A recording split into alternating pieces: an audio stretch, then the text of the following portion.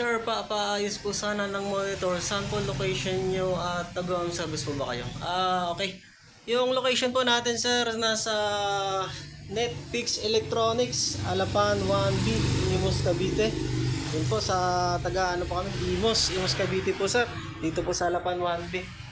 Pag dito po sa shop po, dadalhin po, libre po yung check-up dito. Wala pong bayad pagka hindi po magawa yung ating TV, computer monitor, automatic washing machine, microwave oven. Yun po, wala pong bayad dito, check-up po pagka hindi magawa. Tsaka, about naman po sa home service po, nagdedepende po yan, sir, sa laki or sa dito, binabasihan sa kanyang model number.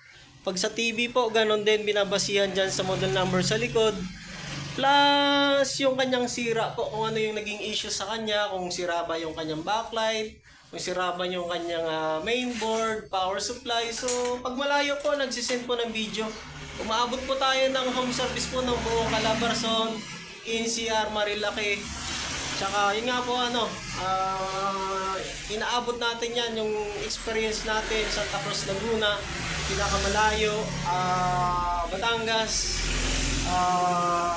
tsaka Morong Rizal. Yun pong malayo natin. Tsaka yung iba, nakakalimutan ko na.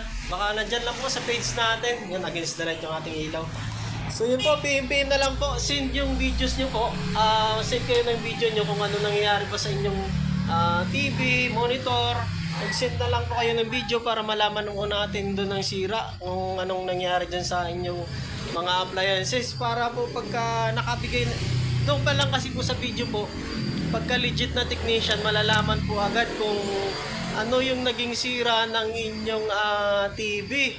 So yun po, kung ano naging sira ng inyong computer monitor, doon pa lang po sa video yung legit na technician po, malalaman na po agad. Hindi po agad pupuntahan, maniningin lang check-up kung ano-ano. Sa legit po na technician, pupuntahan yung inyong appliances para matingnan talaga, pupuntahan. Doon pa lang po sa video po, makikita na natin kung ano naging sira. Makapaglibre na tayo ng estimate kung magkano mauubos, magkasundo ba sa presyo, kung hindi.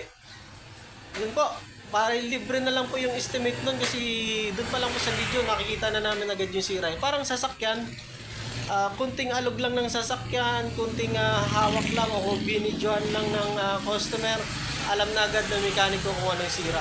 Yan po ang sa mga legit na mga technicians. So yun nga po, send videos na lang po mga sir para makalibre kayo ng check-up kung magkano magagastos sa inyong mga appliances po. TV, computer monitor man yan, aircon man yan, whatever po. Legit yung ating technician.